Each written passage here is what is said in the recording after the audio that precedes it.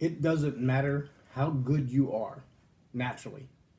If you have all the talent in the world, I mean, elite athlete, top performer, or if you're the prodigy and the pedigree that gets it done. It doesn't matter if you're the guy who in middle school was blowing everybody off the field with your speed in every game in every sport. It doesn't matter if you're the pedigree of Jerry Jones and as the grandson of one of the biggest football teams in all time of American football history. You have a chance to play on their field for your high school state championship more than one time as the star quarterback. When you get to that place where the NFL teams consider you, whether for the draft after your fourth year of college or straight out of high school, if you're that big a superstar, whether you've had the elite performance coaches every stage of your life to train you in skill sets and to drill you in speed and agility, from the time you were old enough, before you were old enough to go to summer camp. It doesn't matter if all of that is true. There is a day before you go to the team and you're placed on the roster somewhere as a starter, as a backup, in training camp, or just somebody they're going to try out during preseason. Before any of that takes place, there is an assessment. Oh yeah, you will be tested. It doesn't matter how good you were. They want to test every skill at every level, every area of responsibility. Can you catch a ball? Can you memorize a play? Can you run a route? Can you block? Can you tackle? How high can you jump? How fast can you run? How long can you run? What's your conditioning like? All of these questions apply to everybody. The guy straight out of high school or Jerry Jones's grandson. It doesn't even matter if you have a pedigree name like Manning. Yep, you still get tested. And here's something else you might want to know. Because just like life, the NFL, although the NFL, according to some of my friends who actually played in the NFL, like Chad Hennings and Mike Kiselak and Mondo Davis, guys that I've had coffee and breakfast and long lunches and chats with, they'll tell you NFL stands for not for long. And yet, every day, every week, every month, every season, every year that you play, whether it's 3 or 4 hot seasons, or it's like Jason Witten with 12, 15, 20, 35 seasons of longevity and starting every game that he's capable of, you will still be tested for your skill sets, for your attitude, for your ability to do what you were hired to do, for your ability to perform what you were selected, gifted, talented, assigned to perform at every level. They want to measure your past performance against your present productivity so that they can map out your future production. What could you do in the future if you continue to improve? How much more speed do you need to pick up? How much more speed do you need to pick up to offset for your age or the time that you played or the new players that are coming up behind you? I know that illustration to sports it's a little complicated for some people to pick up, but let me just say it like this. It's an absolute overlay for life. Absolute overlay for life. See, it doesn't matter if you're 2, 12, 22, 32, 42, 52, 62, 92. There will be tests in your life. Absolutely and without question. And no one gets out of them.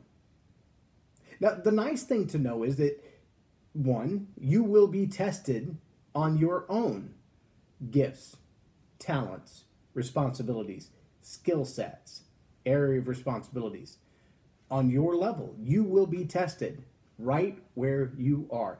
Now, you will be measured against your past, your present, and your future. You will also be measured against the perfect standard. The perfect standard for not speed, but grace.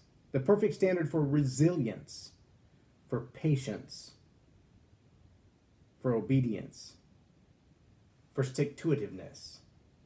The perfect picture for resisting temptation. Oh, there is a perfect standard, the absolute best that never failed, that was always just as far, just as strong, just as fast as ever predicted. You will also be measured against your own past, your own present, and your own future productivity, your fruit bearing ability. How much could you do if you increased your patience a little bit?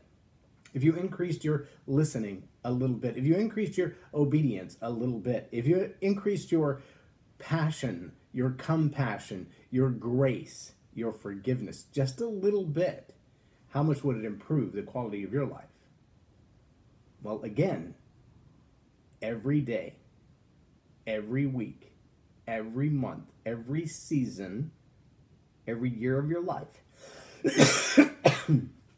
you will be tested in every area of your responsibility, at every level, every gift, every talent, every skill set. You will be tested, and you'll have a chance to prove that I've improved over my past, and I have great hope for productivity in the future. Now, here's one thing that you'll want to know about all those life tests. They never stop coming. So if you feel like right now you're not in a test, take a deep breath. One is coming. And it doesn't matter how old you are, how smart you are, how well educated you are, how deep your faith is, tests are coming. They're made to shape you, to mold you, to make you. You notice the best in the NBA, the best in the NFL, the best in the PGA, or the WPGA, or the WNBA. They never just reach a level and say, I'm all done. I'm done practicing. I don't need to test anymore. No, they constantly test to get better. And so it will be with your life.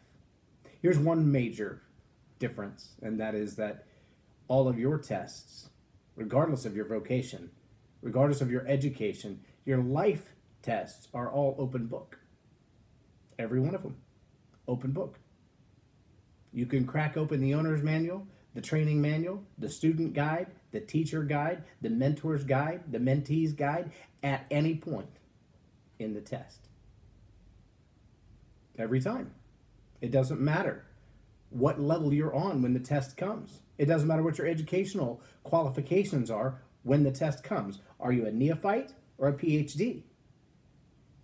Because at any level, at any skill set, at any gifted area, any talented area, the test of life is open book. Here's the challenge with it. Like many tests in school, when the test is underway, many times the test giver is silent. When you go to take the SAT test, or you take the tax test, or the STAR test, or whatever they're calling it this week in the public school system, you take the ASVAB test, all of those tests, the administrator, the facilitator, gives the initial instructions, hands over the textbooks, or the test booklets, and maybe a pencil if you didn't bring your own. And you get nothing out of them until the test is over. So if you're in a test right now and you feel like you're being tested on every level, from every direction, by everything, the cares of life are choking you down. You feel like you're about to be choked out by life. Chances are you're in a test that may be facilitated by a very silent test master. But it's still open book. So if you need a little help, go back to the only one who's ever scored 100% on this test. The only one who's never missed a question. The only one who never failed an area or a segment or a section or a topic. Perfect in grace, perfect in peace, perfect in mercy, perfect in obedience, perfect in forgiveness. Every time. Tested just like you are. Proven to have never failed. That's the kind of leader you ought to be following. And everything he ever said or did while he was here that was documented, it's all in the same book. and you have access to it. And since it's open book, you can use his data, his research, his experience, his answers in your own test. Even if the test master is silent, the test is open book. You're guaranteed to be tested, and every opportunity for you to pass the test on the first try and with flying colors is there. Will you crack open the book? Will you humble yourself and stop trying to answer all the questions yourself? Will you listen for the answers that were already given, the tests that were already passed? The opportunity is there. It's all up to you. Pass the test. Crack the book. When you're done, the test master will immediately give you an evaluation. Good, bad, or otherwise. But during the test, probably going to be silent. Just saying. I'm J Loren Norris, and you've been watching Tell It Like It Is TV. Have a blessed day.